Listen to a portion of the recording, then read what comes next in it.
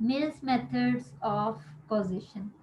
हमने थोड़ा सा, मैं आपको बता दूं कि कॉज एंड इफेक्ट के बारे में पढ़ा था, और उसमें हमने देखा कि एक फैक्टर जिसकी वजह से कोई भी इफेक्ट आता है या कोई भी एक फैक्टर है, उसका जो भी कॉन्सिक्वेंस आता है, हमने देखा कि जो वजह बन रहा है वो कॉज होती है, और जो इफेक्ट आ रहा होता है या जो कॉन्सिक्वेंस या रिजल्ट आ रहा होता है उसको हम इफेक्ट कहते हैं।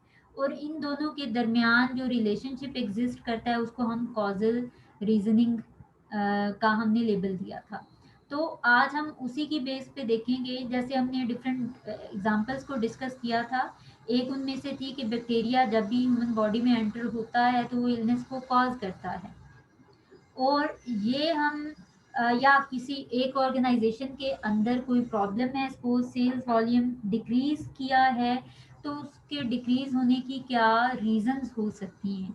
हमने ये डिस्कस किया था कि मल्टीपल रीजंस हो सकती हैं। वो रीजन में से, या जो बंडल ऑफ रीजंस है उनमें से एक मेजर रीजन कौन सी है, या एक जेन्युइन रीजन कौन सी है जो एक्चुअली उस सेल्स में सेल्स वॉल्यूम में डिक्रीज ला रही है, तो उसकी जेन्युइन कॉज कौन सी है। या इन सिंपल हम कह सकते हैं कि एक इफेक्ट की कॉज को किस तरह से आइडेंटिफाई किया जा सकता है। तो उस आइडेंटिफिकेशन के लिए डिफरेंट मेथड्स जो हैं वो मिल ने प्रोड्यूस किए थे। ये एक फिलोसफर थे इंग्लिश के, और 19th सेंचुरी में इन्होंने डिफरेंट तरह 5 तरह के मेथड्स ऑफ कॉजेशन इंट्रोड्यूस किए। इनका नाम पूरा जो है वो जॉन स्टुअर्ट मिल था, और इसी मुनासिबत से इन 5 तरह के मेथड्स को मिल्स मेथड्स ऑफ कॉजेशन का लेबल दिया गया। इन्होंने 5 डिफरेंट मेथड्स जो इंट्रोड्यूस किए वो कॉज एंड इफेक्ट चेन पे बेस्ड हैं। उनमें एक मेथड ऑफ एग्रीमेंट है, सेकंड मेथड ऑफ डिफरेंस है, then method of joint method of agreement and difference, जिसमें पहले दोनों मेथड्स आ जाते हैं, then method of residue and concomitant variations. ये दो अलग मेथड्स आ जाते हैं, रेजिड्यू वाला अलग है और फिर मेथड ऑफ कंकॉमिटेंट वेरिएशंस। एक ओवरव्यू लेते हैं इन सारे मेथड्स का कि ये किस चीज़ के बारे में बात करते हैं, या किस तरह से किसी भी एक स्पेसिफिक इफेक्ट की कॉज को आइडेंटिफाई किया जा सकता है based on these different 5 methods. और उसके बाद हम इन 5 मेथड्स को one by one with the help of example discuss करेंगे। First method is the method of agreement.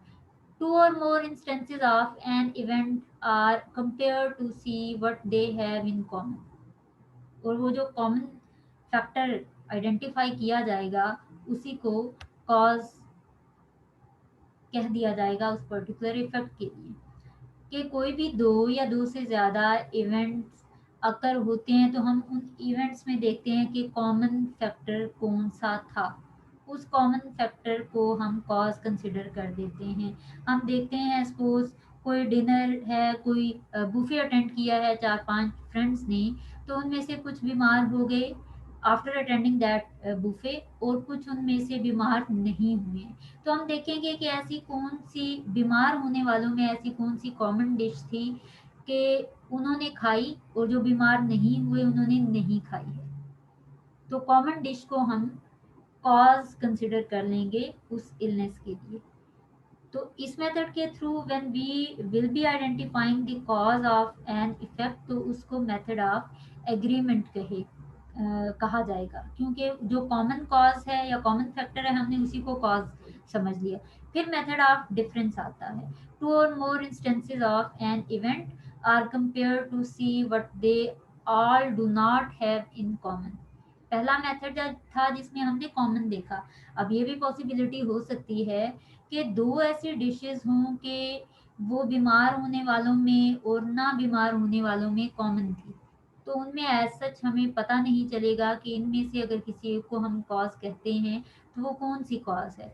तो उसके लिए फिर we have to use the method of difference, कि बीमार होने वालों ने ऐसा क्या खाया जो कि ना बीमार होने वालों ने नहीं खाया, या ऐसी कौन सी डिफरेंट डिश थी जो जिन लोगों ने खाई और वो बीमार हो गए। तो वो जो डिफरेंट डिश होगी उसी को हम बीमारी की कॉज कंसिडर कर लेंगे। इसको कहते हैं मेथड ऑफ डिफरेंस। जब इस तरीके से we will identify the cause of any effect, तो उसको मेथड ऑफ डिफरेंस का जो है मिल्स का मेथड ऑफ डिफरेंस कहा जाएगा। देन थर्ड मेथड आता है। अब इसी तरह से मेथड ऑफ डिफरेंस में देखें तो हो सकता है 2 या 3 डिशेज़ ऐसी हों जो बीमार होने वालों में कॉमन थी, और उनमें से हमें पर्टिकुलरली ये चूज़ करना पड़े कि कोई एक डिश है जो कि कॉज़ करती है इलनेस को, ताकि नेक्स्ट टाइम बुफे के अंदर उस डिश को ऐड ना किया जाए। तो उसके लिए फिर हमें डिपेंड करना पड़ेगा मेथड ऑफ एग्रीमेंट और मेथड ऑफ डिफरेंस दोनों के ऊपर। तो उसी को कहेंगे joint method of agreement and difference. A combination of method of agreement and difference, the joint method looks for a single commonality among 2 or more instances of an event, and the joint method looks for a common absence of that possible cause। कि देखा जाएगा common कौन सी है ऐसे factors जो कि cause कर रहे हैं किसी भी दो डिफरेंट तरह के आउटकम्स को या दो डिफरेंट तरह के इफेक्ट्स को, और फिर कौन से ऐसे डिफरेंट फैक्टर्स हैं कि वो सेम आउटपुट को प्रोड्यूस कर रहे हैं। उसकी बेस पे फिर we will analyse the cause of that particular effect. फिर मेथड ऑफ रेजिड्यूज हम देखेंगे कि जिस तरह से हम स्कूल लेवल पे कॉलम्स को मैच किया करते थे, उसमें आप लोग भी होपफुली यही मेथड यूज़ करते होंगे कि हमने अगर सिमिलर मीनिंग्स वाले या एक वो मिक्सचर है हमारे पास कॉलम का, जिसमें एक फर्स्ट कॉलम के अंदर हमारे पास कुछ वर्ड्स हैं और सेकंड कॉलम के अंदर हमारे पास कुछ डिफरेंट वर्ड्स हैं। उनमें से हो सकता है वो पहले वाले कॉलम के अंदर मौजूदा वर्ड्स के एंटोनिम हों, सिनोनिम हों, या उनके मीनिंग्स हों, या कुछ भी उनकी इंटरप्रिटेशन या कुछ भी ऐसा हो। तो हमने मैच करना होता था फर्स्ट कॉलम के हर एक वर्ड को with the words in second column. और उसमें हमें जो मैं किया करती थी और आप में से काफ़ी स्टूडेंट्स भी यही करते होंगे कि जिन चीज़ों के बारे में श्योरिटी होती थी कि इस वर्ड के साथ ये सेकंड कॉलम वाला वर्ड जाएगा, हम वहाँ से फर्स्ट कॉलम के उस वर्ड से सेकंड कॉलम के उस वर्ड तक एक लाइन ड्रॉ कर दिया करते थे। तो उसके बाद हम देखते थे कि ठीक है, जिसका मीनिंग नहीं आता हम उसको छोड़ देते थे कि चलो बाकियों को मैच कर लेते हैं, सेकंड कॉलम में जो वर्ड बच जाएगा हम उसके साथ फर्स्ट कॉलम वाले वर्ड को अटैच कर देंगे। तो ये क्या होता है, जो बाकी बच जाता है, रिमेनिंग जो भी फैक्टर्स रह जाते हैं, उनको एक पर्टिकुलर इफेक्ट की कॉज कंसिडर कर लेना। इसको मेथड ऑफ रेजिड्यूज कहा जाता है। देन मेथड ऑफ कंकॉमिटेंट वेरिएशंस के मोस्टली क्या होता है कि ये जो अबव मेंशन्ड 4 मेथड्स हैं, इनके through once we have identified the cause of a particular effect, तो उसमें क्या वाकई ही ये इसको कॉज करता है या कि नहीं, हम उसके अंदर वेरिएशंस लाते हैं। हम उसको कम ज़्यादा करके देखते हैं कि इसके कम ज़्यादा होने की वजह से इफ़ेक्ट या आउटकम के ऊपर कोई इन्फ्लुएंस आता है या कि नहीं आता। अगर आता है तो फिर हम कहते हैं कि यस, ये ही इसकी कॉज है, या फाइनली हमने डिटरमिन कर दिया, हमने कॉज को आइडेंटिफाई कर दिया। अब ये वन बाय वन हम इनको डिस्कस करते हैं with the help of examples, और फिर ये वेरिएशन से क्या मुराद है और किस तरह से ये एक कॉजल फैक्टर में चेंज का इन्फ्लुएंस किसी इफेक्ट के ऊपर आ रहा होता है, हम इसको भी डिस्कस करेंगे। First method is the method of agreement. इसमें जैसे मैंने पहले बताया कि आपने कॉमन फैक्टर को आइडेंटिफाई करना है। If two or more instances of the phenomena under investigation have only one circumstance in common, the circumstance in which alone all the instances agree is the cause or effect of the given phenomena। हम एक example लेते हैं, आपको अच्छे से समझ आएगी कि इस कॉमन फैक्टर की जो बात करते हैं हम, वो किस तरह से पता चलेगा। हम एग्जांपल लेते हैं कि हमारे क्लास के 3 स्टूडेंट्स हैं, सपोज उनका 3.5 अबव CGPA चल रहा है। अब हम देखना चाहते हैं कि स्टूडेंट्स में ऐसा कौन सा फैक्टर है या ऐसी कौन सी चीज़ है जो अगर की जाए तो 3.5 अबव CGPA आ सकता है। तो हम बेसिकली अपने स्टूडेंट्स की परफॉर्मेंस या जो उनके CGPAs हैं उनको इम्प्रूव करने के लिए एक सेशन कंडक्ट करना चाहते हैं, जिसमें हम उनको बताना चाहते हैं कि वो कैसे क्या करें कि जिसकी वजह से वो अपनी CGPA को इम्प्रूव कर सकते हैं। हम उसकी बेस पे उस कॉजल फैक्टर को आइडेंटिफाई करने के लिए एक छोटी सी सॉर्ट ऑफ रिसर्च कंडक्ट करते हैं। हम देखते हैं कि 3.5 से अबव CGPA किनका है क्लास में से। फिर हम उनसे उनकी डेली बेसिस की रूटीन पूछते हैं।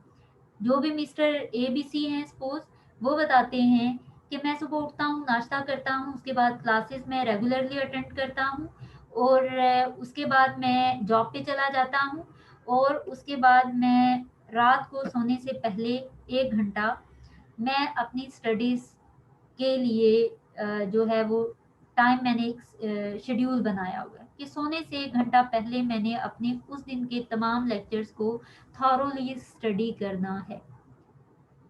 फिर हम जाते हैं मिस्टर जो हमारे पास DEF हैं सपोज, दूसरे स्टूडेंट के पास जिनका 3.5 से अबव CGPA चल रहा है, हम उनसे उनकी रूटीन पूछते हैं। वो हमें बताते हैं सुबह उठते हैं, नाश्ता करते हैं, ठीक है, उसके बाद वो जॉब वगैरह कुछ नहीं करते हैं, वो लंच के बाद 1 घंटा सोते हैं और उसके बाद वो जो है वो तमाम लेक्चर्स की रिकॉर्डिंग थॉरोली सुनते हैं कि वो ये देख सकें कि वो उनको क्लैरिटी है उस टॉपिक के बारे में या कि नहीं है। उसके बाद एक थर्ड XYZ स्टूडेंट हैं जिनका अबव 3.5 CGPA है। वो हमें बताते हैं कि वो सोशल एक्टिविटीज़ में इंगेज होते हैं या वो फ्रेंड्स के साथ सारा दिन इधर उधर जाते हैं और उसके बाद या फिर सुबह उठते ही वो क्या करते हैं कि 1 घंटा अपनी स्टडीज़ को देते हैं और उसके बाद वो सारा दिन घूमते फिरते रहते हैं, वो स्टडीज़ के ऊपर फोकस नहीं कर रहे होते हैं। अब इसमें हमने देखा कि हर एक इंडिविजुअल की एक्टिविटीज आर डिफरेंट, लेकिन एक कॉमन चीज इनके अंदर है कि वो अपनी स्टडीज के लिए डेली बेसिस पे 1 घंटा लगा रहे होते हैं। तो जो 1 घंटा उनका डेली बेसिस पे स्टडीज को टाइम देना है, that will be considered as the cause of their good CGPA। और ये हमने कैसे आइडेंटिफाई किया? By using the method of agreement. हमने देखा कि इन तीनों में कॉमन क्या चीज़ है कि वो तीनों वो काम करते हैं, जिसकी वजह से उनका CGPA 3.5 अबव है। अब ये हमारे पास एक कॉज आ गई। अब हम अपने जो हमने सेमिनार कंडक्ट करना है उसमें स्टूडेंट्स को बताएंगे कि 1 घंटा चाहे आप सुबह दें, चाहे दिन में दें, चाहे रात को दें, लेकिन आपने अपनी स्टडीज़ को उस दिन में होने वाले लेक्चर्स को आपने थॉरोली स्टडी करना है टू मेक श्योर कि कहीं पे आपको कोई कंफ्यूजन ना हो, आप टॉपिक की क्लैरिटी बिल्ड करेंगे। ये उनमें कॉमन है। या हम एक और एग्जांपल लेते हैं कि वो सेल्फ मोटिवेटेड हैं, वो पढ़ना चाहते हैं, वो पढ़ते हैं नहीं पढ़ते, स्टडीज़ के लिए टाइम निकालते हैं नहीं निकालते हैं, लेकिन चूंकि वो पढ़ना चाहते हैं, वो सेल्फ मोटिवेटेड हैं, उनका इंटरेस्ट है स्टडीज़ के अंदर, सो वो कम या ज़्यादा जितना भी टाइम देते हैं वो डिफरेंट हो सकता है, लेकिन कॉमन क्या है कि वो सेल्फ मोटिवेटेड हैं, वो अच्छे ग्रेड्स ऑब्टेन करना चाहते हैं। तो उसकी वजह से वो जितना टाइम भी देते हैं वो ऑनेस्टी के साथ उतना टाइम अपनी स्टडीज़ को दे रहे हैं। तो मोटिवेशन जो है वो एक कॉज समझी जाएगी उनके अच्छे ग्रेड्स की। इसी तरह से वही चीज़ जो है यहाँ पे जो है वो टेबल की फॉर्म में दी गई है। हम देख रहे हैं कि ABCDE हमारे पास डिफरेंट स्टूडेंट्स हैं 5, और इनमें जो कॉमन चीज़ है वो C1 आ रहा है, जो भी वो एक्टिविटी परफॉर्म करें। जैसे हमने पहले कहा कि वो डेली बेसिस पे 1 घंटा अपनी स्टडीज़ को देते हैं, ये सब में कॉमन है। बाकी सब में देखें C2 C3 C6 ये डिफरेंट डिफरेंट आ रहे हैं। तो कॉमन चीज इनमें C1 आ रही है, तो C1 will be considered as the cause of their good grades. इसी तरह से हम एग्जांपल लेते हैं एक और कि फ्रेंड्स हैं 4, अली, मोहसिन, जफर और इब्राहिम। इन्होंने एक बुफे अटेंड किया, कोई डिनर अटेंड किया, उसमें 3 तरह की डिशेस थी, सी फूड, सैलेड और बीफ। इनमें से सी फूड सबने खाया, सैलेड जो है वो, या हम इस तरह से रो वाइज देखते हैं कि अली ने सी फूड भी खाया, सैलेड भी खाया और बीफ भी खाया और ये बीमार भी हुआ। मोहसिन ने सी फूड खाया, सैलेड नहीं खाया, बीफ भी नहीं खाया और ये भी बीमार हुआ। उसके बाद जफर ने जो है वो सैलेड और सी फूड खाया, बीफ नहीं खाया और ये भी बीमार हुआ। इब्राहिम ने सी फूड खाया, सैलेड खाया और बीफ नहीं खाया, तो ये भी बीमार हुआ। अब इनमें मेथड ऑफ एग्रीमेंट की बेस पे वी विल सी कि कौन सी ऐसी डिश है जो सब ने खाई है, क्योंकि सारे बीमार हुए हैं।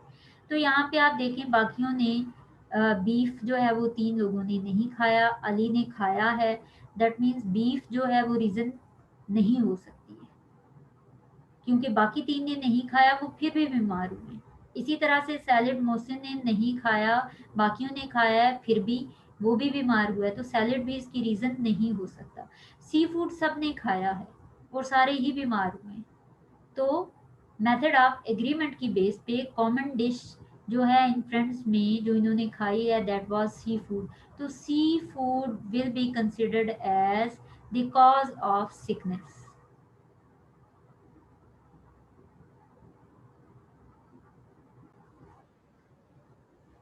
सेकंड मेथड जो कि प्रेजेंट किया मिल ने, that was method of difference. अब इसमें हम कॉमन डिश की बजाय फोकस करेंगे डिफरेंट डिश के ऊपर। If an instance in which the phenomena under investigation occurs and an instance in which it doesn't occur have every circumstance in common, save for one, that one occurring only in the former, then the circumstance in which alone the two instances differ is the effect or the cause or an indispensable part of the cause of the phenomena।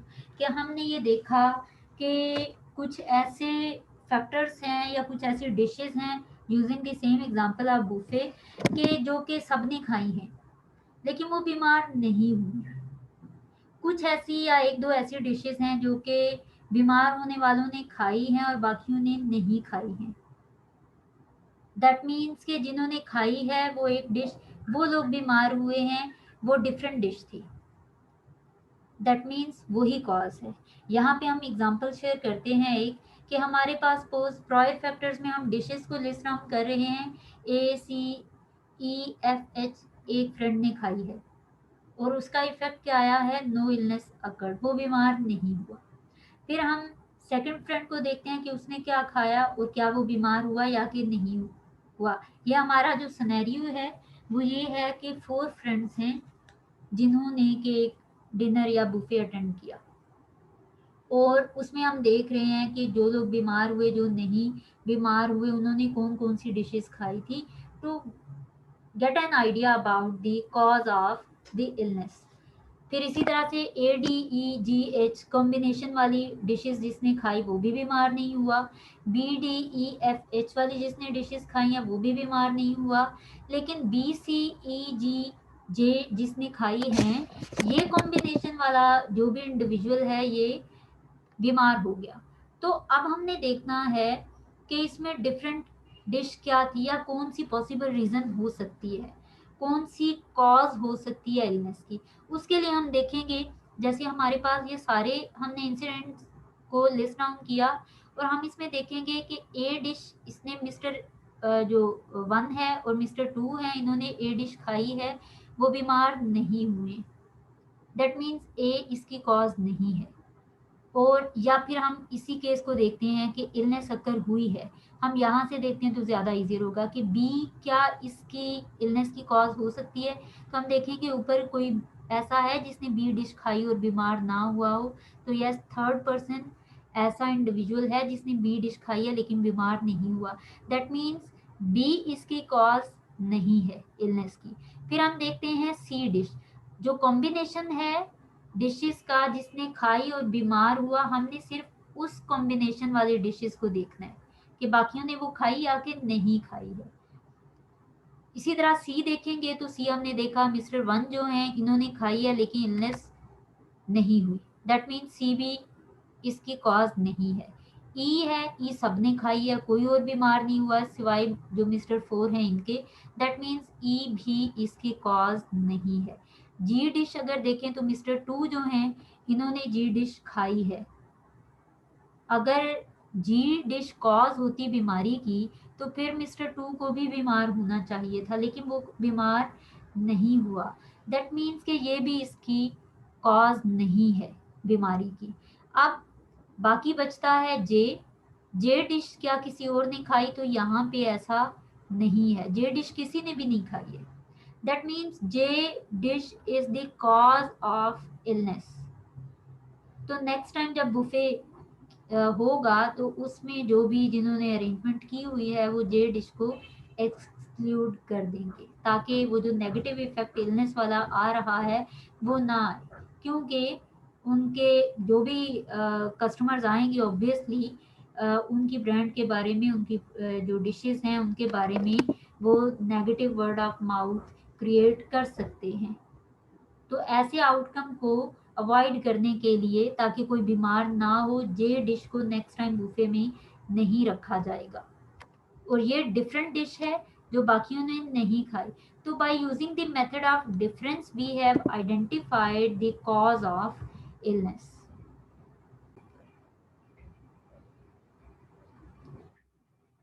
Okay. अच्छा, इसमें भी ये वही discussion लिखी हुई है कि बज़ाहिर हम देखें तो डिफरेंट यहाँ पे आई भी बन रही है, जे डिश भी बन रही है, लेकिन अब इनमें से कौन से वाली आई है एक कॉज ऑफ इलनेस या कि जे है? तो उसके लिए बेहतरीन तरीका ये है कि जिसमें इलनेस हुई है उसके वाले कॉम्बिनेशन ऑफ डिशेस को वन बाय वन देखा जाए कि बाकियों ने वो खाई या नहीं खाई जो जिनमें इलनेस नहीं हुई है।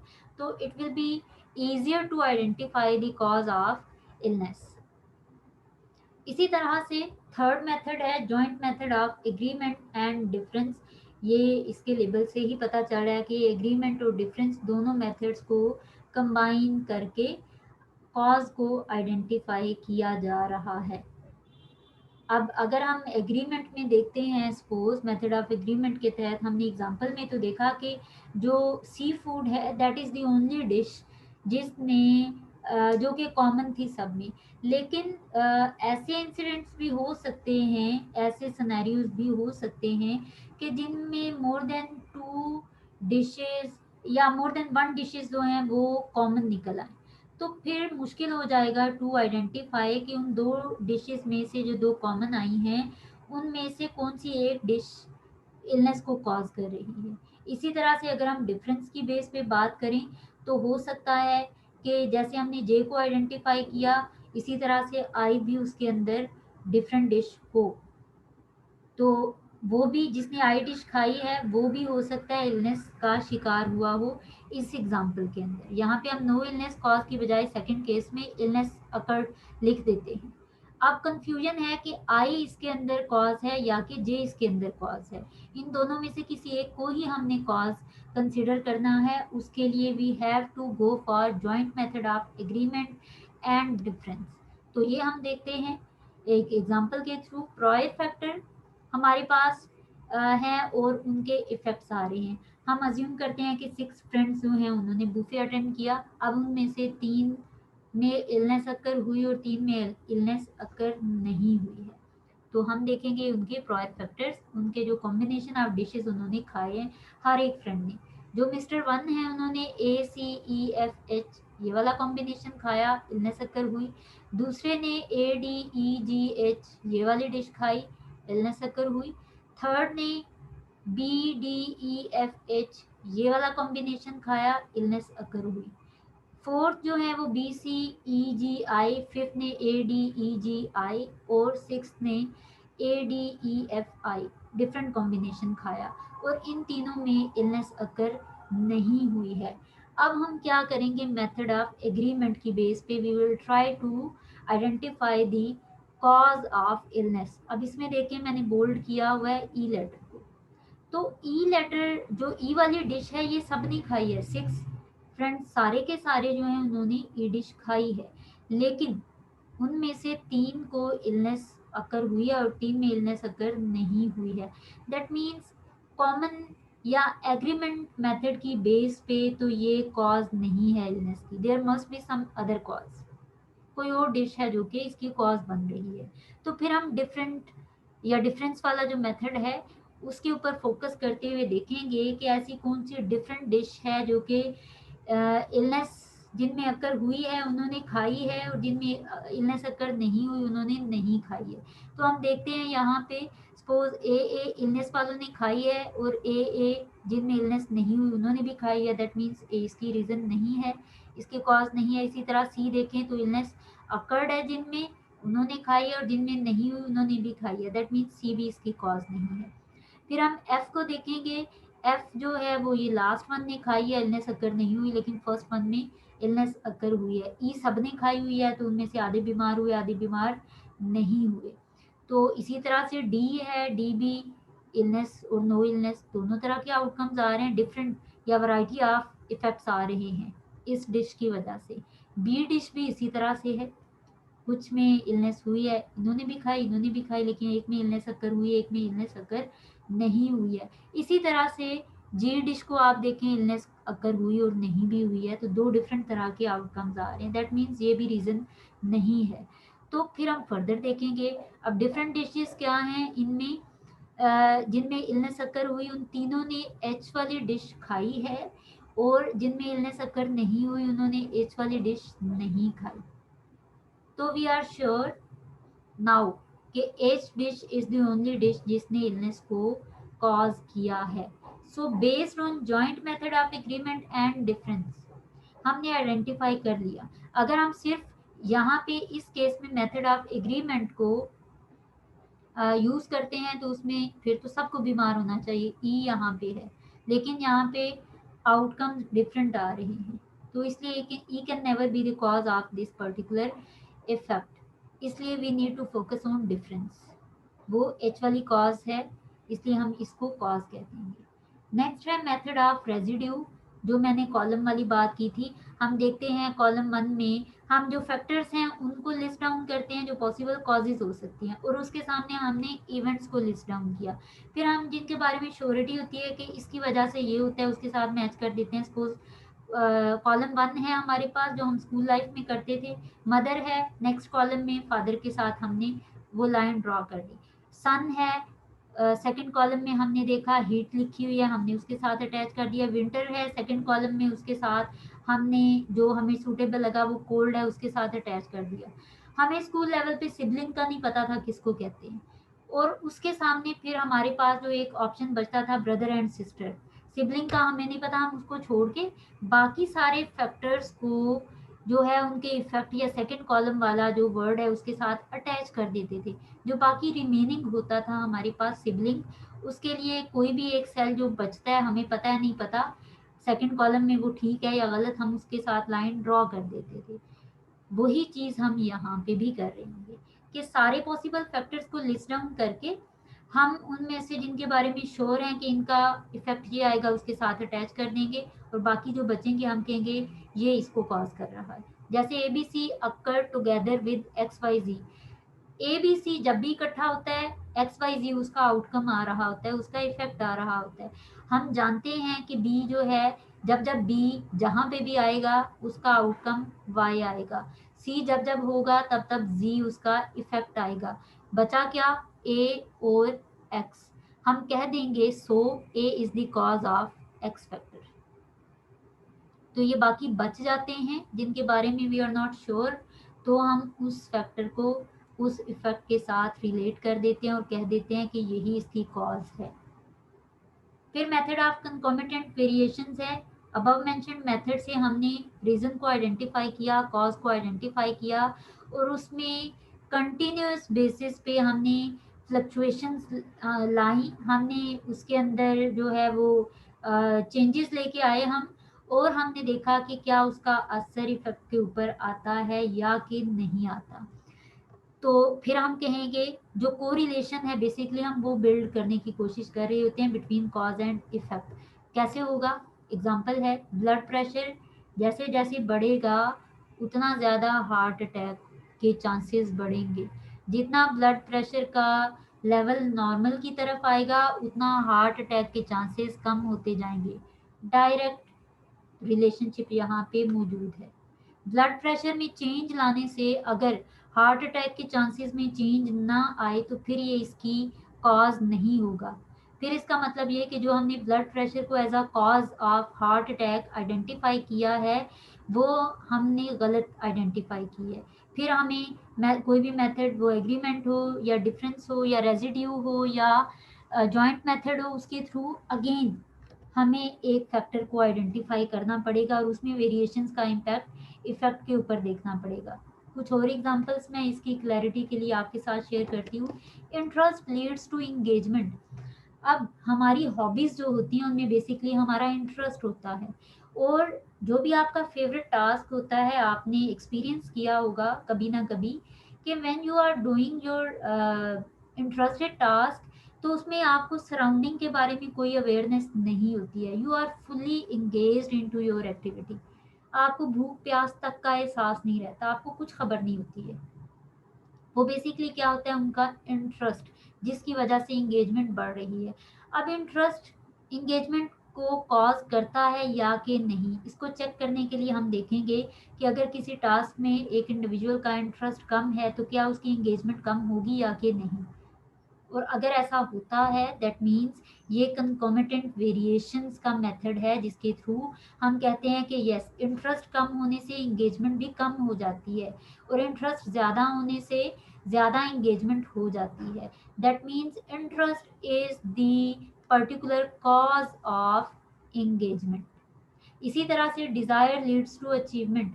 किसी चीज़ की डिज़ायर होगी तो you will be able to achieve that thing, और अगर आपकी डिज़ायर नहीं है तो आप उसको अचीव भी नहीं कर पाएंगे। इसी तरह से force leads to distance. Most ये मैं कह सकती हूँ कि ये एक इजीएस्ट एग्जांपल है कि जितनी ज़्यादा फोर्स से आप किसी भी ऑब्जेक्ट को, कोई बॉल है सपोज, उसको थ्रो करते हैं, तो जितनी ज़्यादा फोर्स होगी उतना ज़्यादा वो डिस्टेंस कवर करेगी। जितनी कम फोर्स होगी उतनी कम वो दूर जाएगी। तो force is the cause of distance, या डिस्टेंस जो है वो डिपेंड कर रहा है अपॉन फोर्स। इसी तरह से एज ऑफ ट्री है एंड इसकी थिकनेस। जितना ज़्यादा कोई बूढ़ा दरख्त होगा, जितना पुराना कोई दरख्त होगा, उतना ज़्यादा वो थिक होता है, उसकी ब्रांचेस ज़्यादा होती हैं। और जितना उसकी एज कम होगी उतनी उसकी थिकनेस भी कम होगी। तो जो हमने ऊपर 5 डिफरेंट मेथड्स पढ़े हैं, सॉरी 4 मेथड्स पढ़े हैं, उनके थ्रू हम एक कॉज को आइडेंटिफाई करते हैं। फिर मेक श्योर करने के लिए क्या यही कॉज इफेक्ट को प्रोड्यूस कर रही है या कि नहीं, हम उस कॉज के अंदर वेरिएशंस लाते हैं, उसको कम ज़्यादा करके देखते हैं।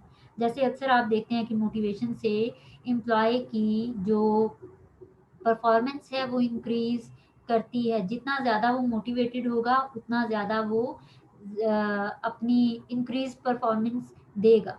या एडवर्टाइजिंग है, उसका इम्पैक्ट सेल्स के ऊपर देखते हैं। जितनी इफेक्टिव एडवर्टाइजिंग होगी उतनी ज़्यादा कंपनी की प्रोडक्ट की सेल्स होंगी, और जितनी इनइफेक्टिव एडवर्टाइजिंग होगी उतनी कम सेल्स हो रही होंगी।